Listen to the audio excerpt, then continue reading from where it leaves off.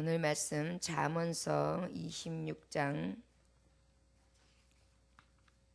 12절로부터 보겠습니다. 14절까지 봅니다. 잠언서 26장 12절로부터 14절까지 말씀 보겠습니다. 말씀의 제목은 뿌린 대로 거둠을 잊지 않는 지혜를 주소서. 뿌린 대로 거둠을 잊지 않는 지혜를 주소서라는 제목의 말씀을 가지고 하나님의 말씀을 대언합니다. 12절로부터 14절까지의 말씀 함께 합독하시겠습니다. 시작. 내가 스스로 지혜롭게 여기는 자를 보느냐. 그보다 미련한 자에게 오히려 희망이 있느니라. 게으른 자는 길에 사자가 있다, 거리에 사자가 있다 하느니라. 문짝이 돌저기를 따라서 도는 것 같이 게으른 자는 침상에서 도느니라. 아멘. 기도하겠습니다. 아버지, 우리가 오늘 이 새벽을 통하여 하나님, 오늘 한 날을 통해 아버지께서 주시는 영의 양식을 가지고 귀하신 말씀을 들었다면 이제 그 말씀이 심겨져서 열매 맺기를 원합니다. 원하기는 오늘도 선을 심게 하여 주옵시고 열심을 심게 하여 주옵시고 성실을 심을 수 있게 하여 주옵소서. 게으른 자같이 미련한 자같이 오직 아버지여 그 자리에서 얽매여 있고 핑계대는 것이 아니라 오직 지혜 있는 삶을 살게 하사 아버지를 기쁘시게 하는 것, 또한 삶 가운데 많은 사람들에게 기쁨이 되고 영광을 돌리는 자로 온전히 서게 하여 주옵소서. 감사드리며 예수 그리스도의 이름으로 기도 올려나이다. 아멘. 12절 말씀에 보면 내가 스스로 지혜롭게 여기는 자를 보느냐. 그보다 미련한 자에게 오히려 희망이 있느니라. 이렇게 말씀하고 있습니다. 스스로 미련함을 인정하는 자는 소망이 있다는 말씀입니다. 그런데 스스로 볼 때 자기 미련하지 않다. 나는 아주 똑똑한 사람이고 나는 다 갖춘 사람이고 나 같은 사람만 있으라고 해. 이런 마음을 가지면서 자기에게 자긍하는 심령인 사람은 실제 봤을 때의 희망이 없다라고 말하는 것입니다. 결국은 어떤 자를 하나님은 지혜롭게 보느냐를 보신다면 하나님, 나는 늘 부족한 자입니다. 연약한 자입니다. 쓰러지기 쉬운 자입니다. 늘 하나님을 기쁘시게 하기보다는 원망하고 좌절하고 낭망하고 하나님을 실망시키는 자입니다. 저를 불쌍히 여겨주세요. 이렇게 하나님 앞에 고백하는 자가 하나님 보시기엔 지혜 있다라는 것을 오늘 이 12절의 말씀을 통하여 말씀하는 것입니다. 그리고 이렇게 가만히 보면은 자기 자신을 알아, 내 자신을 알라, 내 자신을 알라 이 말이 있는데요. 정말 자신을 아는 것만큼 사실은 이 기본 이상을 하는 사람은 없는 것 같아요. 우리가 이렇게 세상을 볼 때도 우주 만물을 보지 않습니까? 우주 만물, 이 큰 우주 세계의 지구가 우리가 크고 지구에 보면은 많은 나라들이 존재하지만 이 우주의 지구는 하나의 점에 불과하단 말이에요. 그 다음에 이 지구는 또 어때요? 이 인간은 이 지구 상에 있을 때 뭐 전보다도 못하지 않습니까? 지구본을 이렇게 동그랗게 이렇게 돌려보면은 우리나라가 어때요? 요만해. 그게 제일 보이지도 않게끔 그렇게 붙어 있는데 그 땅덩어리에 수많은 사람들이 사는데 그 중에 나라는 존재가 하나가 점도 아닌 것이 찍혀 있는 것이에요. 그런데도 우리는 늘 우리가 크다 여기고 살아갈 때가 얼마나 많습니까? 여러분, 그 폐를 전담하는 그 호흡기 질환이나 내과에 관한 굉장히 유명한 박사 또한 의사가 있다 그래도 실제 자기가 지금 폐암에 걸려 있는 것 자체도 모르는 상태로 진료를 하다가 어떻게 몸이 이상이 있어서 가보니까 어때요? 자기 자신이 폐암 말기일 때가 있어요. 자신도 알지 못하고 자신의 병이 어떤 게 있는지 내 앞으로의 삶이 나에게 어떠한 일이 도사리고 있는지조차도 모르고 살아가는 것이 우리의 모습이잖아요. 그래서 우리가 내일 일은 난 몰라요. 하루하루 살아요. 불행이나 내 뜻대로 못해요. 가고 가도 끝은 없고 험해요. 주님 내게 발미미사 내 손 잡아 주소서. 내일 일은 난 몰라요. 장래일도 몰라요. 아버지여 날 붙드사 평탄한 길 주옵소서. 그 다음에 2절은 주신 소명 주옵소서 이루소서. 보세요. 우리가 아는 게 하나도 없어요. 지금 여러분 예배 드리고 있지만 딱 1초 후의 일이 뭐가 일어날지 몰라요. 1초 딱 지나서 말씀 듣고 있군요. 그러나 그 다음 순간을 어찌 우리가 예측할 수 있겠습니까? 이렇게 아무것도 모르면서 난 다 알아. 나는 그냥 모든 세상이 돌아가는 것을 다 깨트리고 있는 사람이야. 이렇게 얘기한다고 해서 진짜 깨트리고 있으니까 우리가 그렇다고요. 이것을 깨닫는 것만으로도 지혜 있다. 성경은 그렇게 말씀하고 있습니다. 그런데 그 중에서 지혜 있는 자 중에 또 거기다 희망이 있고 소망이 있는 자는 어떤 자냐? 그것을 알아서 자기 자신을 알므로 회개하고 돌이키는 것이 더 하나님 보시기엔 귀한 것입니다. 바리새인하고 세리가 기도하는 장면이 누가복음 18장에서 9절에서부터 14절 말씀에 보면 아주 섬세하게 기록이 되어 있어요. 근데 여러분, 저와 여러분들은 혹시 바리새인인가 세리인가 지금 읽혀주는 말씀을 통하여 한번 우리가 돌이켜보기를 원합니다. 또 자기를 의롭다고 믿고 다른 사람을 멸시하는 자들에게 이 비유로 말씀하시되, 자기를 의롭다고 믿고 다른 사람을 멸시하는 자들에게 이 비유로 말씀하시되, 두 사람이 기도하러 성전에 올라가니 하나는 바리새인이요 하나는 세리라. 바리새인은 서서 따로 기도하여 이르되, 하나님이여, 나는 다른 사람들 곧 토색, 불의, 간음을 하는 자들과 같지 아니하고 이 세리와도 같지 아니함을 감사하나이다. 이 세리와도는 뭐예요? 지금 세리가 같이 기도하고 있어요. 근데 거기서 지금 딱 말하는 거예요. 저 세리는 토색했어요. 간음했어요. 그 다음에 아주 저 세리는요 아주 바르지 못해요. 그 저쪽에는 세리하고 저는 완전히 달라요. 이렇게 기도하는 거예요. 그래서 감사해요. 나는 일에 두 번씩 금식하고요. 일주일에 2번씩 금식하고요. 또 하나님 앞에 11조를 드리고요. 또 저 세리는 멀리서 이렇게 하나님 앞에 나는요 이렇게 하나님 앞에 11조 금식 온전히 드리나이다 이렇게 기도해요.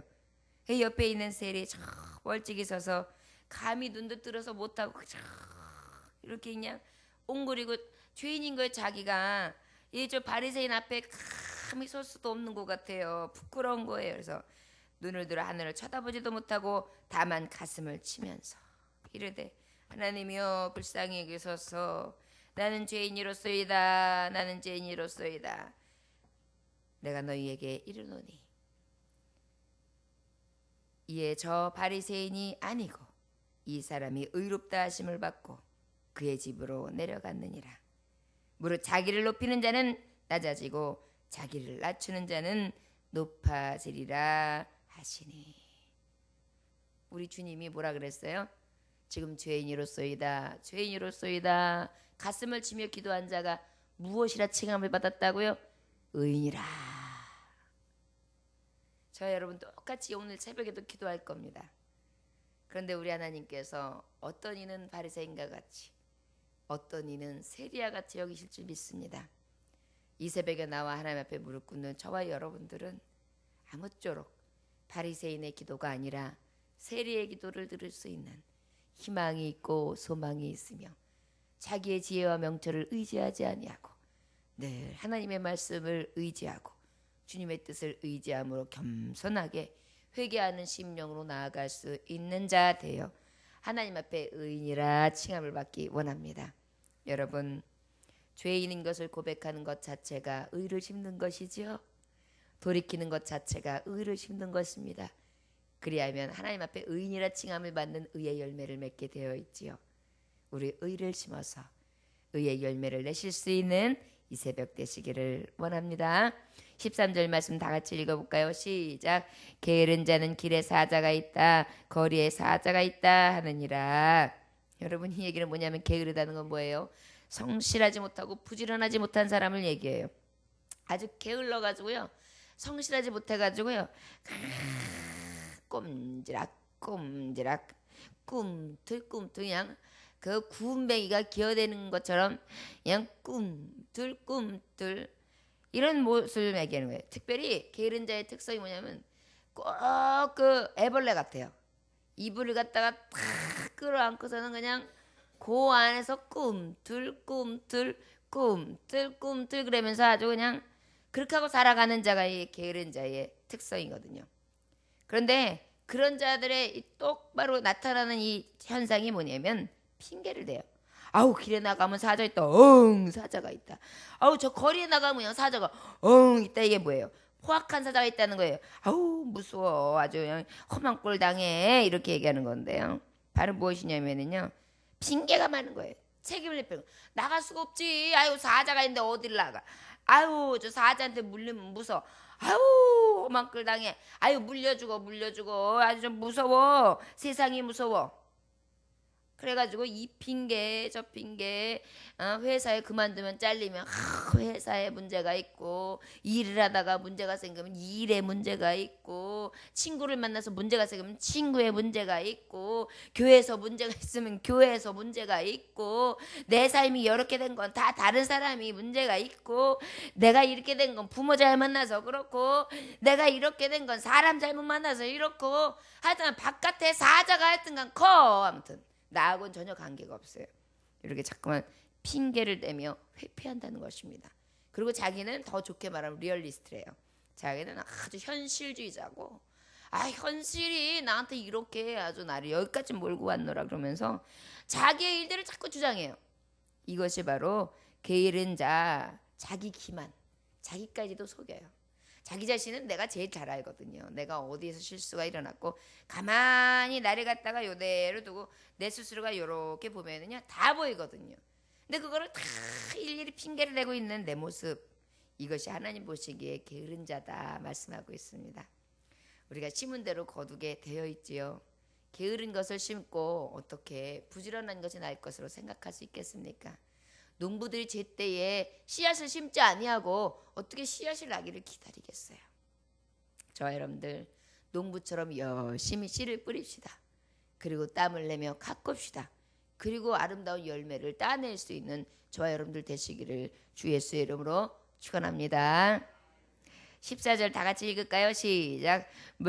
문짝이 돌조개를 따라서 도는 것 같이 게으른 자는 침상에서 도느니라. 아까도 말했듯이요, 문짝은 어때요? 문짝이, 자, 오늘은 이쪽 말고 저쪽에 달자. 그래, 저쪽에 달고, 자, 저쪽에 오늘은 문짝이 필요 없으니까 떼자. 이러는 경우들이 거의 없죠. 항상 문짝은 어때요? 그 자리에서 닫았다 열었다, 닫았다 열었다, 밀었다 제쳤다, 밀었다 제쳤다. 항상 그 자리에서 어떻게 해요? 왔다리 갔다리 왔다리 갔다리, 딱 그 자리에 있어요. 지금 그렇게 말씀하시는 거예요.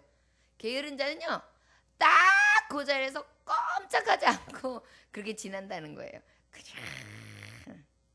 여러분, 우리가 그러면 난 집에 있으니까 게으른가요? 아니에요. 여러분, 하나님의 말씀을 이렇게 보면은요, 우리의 삶을 돌이켜 볼 수 있어요. 어떤 여인들은 보면 집에서 살림을 해요. 그러면 얼마든지 부지런하면 부지런해요. 그러면은 집안도 더 쓸고 닦고 깨끗하게 단장도 하고, 그리고 또 이렇게 자리도 옮겨보고, 안에 있는 귀퉁이에 먼지도 싹싹 닦고, 화장실도 깨끗하게 해가지고 아주 청결하게 만들고, 반찬도 아주 싼 거 나가가지고 제철에 나오는 거, 요즘에 오이나 뭐 당근이나 그다음에 뭐 호박 이런 거 얼마나 싸요. 그런 거 한 1,000원어치 무더기로 사갖고 착착착착 만들어서, 하나는 된장찌개도 끓이고, 하나는 나물도 만들고 이렇게 해가지고 또 하나는 잘라서 말려가지고 살짝 말려서 물기가 제거되면 또 그 다음날 다른 방법으로 해서 이렇게 구워서 노릇노릇하게 해가지고 또 전도 부쳐 먹고 이렇게 얼마든지 활용을 하면서 아주 지혜롭게 재밌게 지낼 수가 있어요. 그런데 그런 거 자체가 다 귀찮은 거야 그냥. 아유 오늘도 설거지 안 하면 내일 하면 되지. 아유 무슨 싱크대를 맨날 닦고 아유 귀찮게. 아유 청소기는 오늘 돌렸으면 나중에 돌리면 되지. 아유 이불은 뭐에게 벗겨 좀 있으면 또 잘 건데. 이런 게 이게 게으른 게 하나의 습성이라는 거예요. 이것을 하나님은요 미워하세요. 그래서 일하지 않는 자는 먹지도 말라는 얘기가 있어요. 우리가 그렇기 때문에 늘 내게 주신 환경 속에 성실로 살아야 돼요. 하나님은 그것을 말씀하고 있습니다. 결국은 무엇입니까? 혹시 여러분들 아유 나는요 부지런하지 않으면 내 평생이요 먹고 살 수가 없어요. 그래서 나는 그냥 이런 말씀 드리기 좀 옳았지만 하나님 앞에 팔자가요 움직이지 않으면 안 되나 봐요. 여러분 그거 감사하실 수 있기 바랍니다. 나는 하나님 앞에 섰을 때 그래도 부지런히 살아왔거든요. 그런데 여기서 분별해야 될 것은 무엇입니까? 이 부지런한 것이 일에 또 노예가 되면 안 돼요. 그래서 하나님의 일이 일 때문에 침해받거나 하나님 앞에 영광 돌리는 것이 일 때문에 영광을 가리거나 또 내가 하는 이 일이 또 어떤 멍해가 되어서 나를 꼼짝하지 못하는 어떠한 나의 무게가 되어서 삶의 짐이 되거나 이것도 또 아니거든요. 이것을 잘 분별할 수 있는 지혜가 저와 여러분들에게 있어지기를 원합니다. 게으른 자는 그래서 침대에서 요렁요렁 돈다. 여러분 그러시지 마시고요. 혹시 시간이 되시면 운동하시고 산책도 나가시고 이웃들하고 대화도 하시고 그래서 전도하세요. 약수터만 이렇게 돌아도 이렇게 어떤 사람이 유난히 말을 시키는 사람들이 있으면 얘기하다가 아 그래요 어디 사세요? 아 저는 여기 안양구 좋은 밑에 사는데 이쪽 사세요? 그러면서 아 저는 교회 다니는데 아 그러세요? 처음에 그런 얘기하고 또 다음에 봬요. 다시 가다가 봤는데 똑같은 자리에서 만났어요. 안녕하세요. 그다음 아 교회 다니신다 그랬죠? 어느 교회 다니세요? 예전 교회 다녀요. 우리 교회가 몇 시 예배 있는데 한번 놀러 오세요. 이런 게 다 전도거든요. 우리의 안고 일어섬, 우리의 삶이 사실은 다 하나님 앞에 기쁨이 될 수 있는 소금과 빛의 역할을 충분히 감당할 수 있어요. 나의 게으르니까 자꾸만 세상과 나는 관계도 없고 부족한 주만 본다 그래가지고 맨날 절간에 있는 사람처럼 암자에서 그냥 요렇하고 있으라고 하는 것이 하나님의 뜻이 아니에요. 우리가 늘 살피고 하나님의 말씀을 깊이 헤아려서 하나님이 보시기에 어떤 것이 선한 것이고 어떤 것이 소금의 삶 또한 빛의 삶인가를 늘 깨달아 아시기를 원합니다. 잠언서 6장 9절에서 10절에 보니까 게으른 자여 내가 어느 때까지 누워있겠느냐 내가 어느 때까지 잠이 깨어 일어나겠느냐 좀 더 자자 좀 더 졸자 좀 더 모으고 좀 더 누워있자 하면 어떡하겠어요? 가난이 도적같이 임하겠죠. 잠언서 24장 33절에 보니까 내가 좀 더 자자 좀 더 졸자 손을 모으고 좀 더 누워있자 하니 그거 하나님 정말 싫어하세요. 근데 게으른 거는요 또 게으름을 낳더라고요. 한번 사람이 게을러지기 시작하면요 더 게을러져요. 그래가지고 심지어는 게으른 사람들 보세요. 원래요 이렇게 가만히 보면은요 일거리 없어가지고 그 실업자들이요 더 지저분해요. 그냥 대충 집에서 굴러서 침대에서 뒹굴던 옷 입고요 머리는 감지도 않아가지고 떡져가지고 냄새는 쭉 나가지고요 그래가지고 그냥 꼬라지는 말도 아닌 것이 그러면서 왔다리 갔다리예요. 그런데 부지런하고 성실한 사람들은요 오히려 안 그래요. 막 바삭바삭하니까 매못에도 깔끔하고요. 그리고 난 다음에 착착착 물론 어떤 이는 부지런한 것이 자기만 관리하느냐고 부지런한 사람들도 있더라고요. 특별히 이제 여인들에게서 간혹 발견되는데 겉이 굉장히 깨끗하게 깔끔하게 하고 댕겨요. 그래서 살림도 그렇게 하겠구나. 그런데 어느 날 집에 가자 그래서 차 마시자 그래서 갔는데 세상에 딱 현관문을 열고 난 다음부터 발로다가 이렇게 치우면서 들어가더라고요. 그러면서 아유 들어오시라고. 보니까 막 옷방이며 막 다 여기가 옷방인지 여기가 화장실인지 여기가 부엌인지 막 모를 정도로 가고 사는 분들도 있더라고요. 이게 다 게으른 자들의 모습이거든요. 근데 그것이 게으른지조차도 모르고 사시는 분들이 있대요. 그냥 나는 그렇게 살아요가 아무렇지도 않게 내어드리는 경우들이 있더라고요. 근데 그거요 자녀들에게 습성으로 되물림돼요. 내가 깨끗하게 할 줄 알아야 자녀들이 치울 줄 알거든요.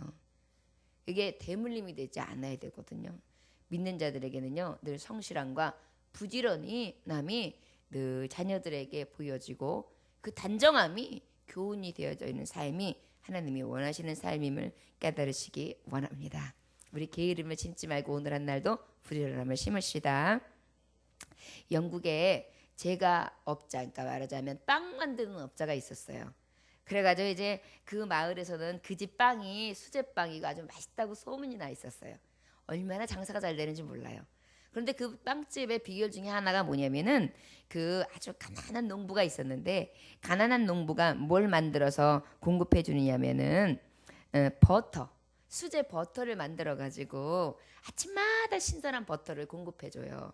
그러면 그 가난한 농부가 열심히 만든 걸 가지고 빵을 만드니까 더 신선한 거예요.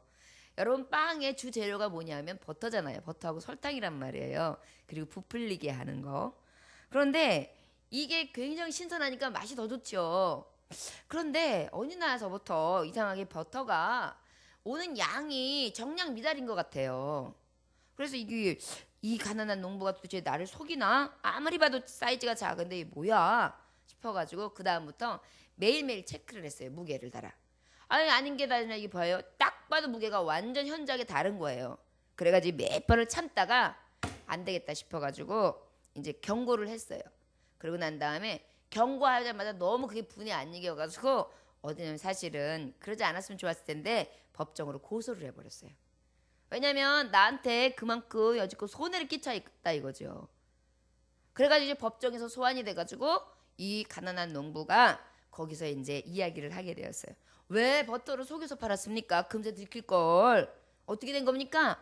물어봤더니요, 놀라운 사실을 이 가난한 농부를 통하여 진술되었습니다. 깜짝 놀란 사실은 가난한 농부라서요, 저울이 없었어요. 그래가지고 만들어가지고 뭐를 기준 삼았냐 하면 그 집 빵집에 1파운드짜리 빵, 그 사이즈만큼을 딱 잘라서 항상 가져온 거예요. 그런데 그 집 빵이 조금 이윤을 더 먹으려고 사이즈를 줄여서 판 거예요. 그러니까 그 빵 작아진 것만큼 버터 사이즈가 작아졌던 거예요. 이 책임이 누구한테 있어요? 빵가게. 결국은 속여 팔고 이윤을 더 많이 창출하려고 주민들에게 조그맣게 빵을 줄여서 그렇게 팔았던 자기에게 문제가 있었음을 발견하게 된 거죠. 그래가지고 그분도 놀래고 그 다음에 이 가난한 농부도 어쩔 수 없이 그래서 아주 해프닝으로 끝났던 그런 재판이 있었다고 합니다. 심은 대로 거두는 거예요. 내가 속이는 저울로 내려놓으면 나도 누군가에게 속고 있는 거예요. 내가 정직하면 나에게도 정직과 성실이 온다는 얘기입니다. 저와 여러분, 이웃들에게 당신 잘못됐어 라고 손가락질 하기 전에 나의 삶을 먼저 한 번 더 살피고, 그리고 아버지 앞에 내가 오늘도 뭘 심었나, 내가 혹시 게으름을 심었나, 내가 부지런함을 심었나, 성실을 심었나, 내가 아니하면 미움을 심었나, 내가 선을 심었나 악을 심었나, 내가 선한 말을 심었나 악한 말을 심었나. 오늘 한 날을 저와 여러분 주님의 말씀에 의지하여 살피고 또한 그대로 온전한 것을 심어 하나님 앞에 아름답고 귀한 열매를 내어드릴 수 있는 진정한 삶들을 올해 한 해를 통하여 드려지시기를 주 예수 이름으로 축원합니다. 기도하겠습니다. 하나님 아버지, 우리가 심은 대로 거두고요, 우리가 온전히 그 지혜를 알기 원합니다. 하나님께서 주시는 은혜는 너무도 크고 하여야 같습니다. 우리 하나님은 매일 일하시는 분이시고 쉬지 아니하시는 분이시고 졸지도 주무시지도 아니하시는 분이시지요. 우리는 그런데 육신이 약하여 때로는 넘어지기도 하고 쓰러지기도 하고 게을러지기도 하고 우리의 습성 가운데는 늘 죄가 들고 일어나지요.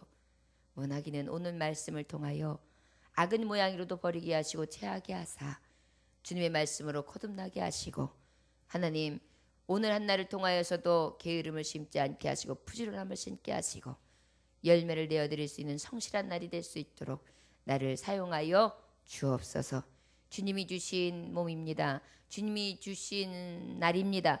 주님이 주신 생명입니다. 주님이 주신 건강입니다. 이 모든 것을 통하여 선을 심고 사랑을 심고 은혜의 삶을 살아가기에 부족함 없는 한 날 되도록 주여 붙들어 주옵소서. 나를 주장하여 주옵소서.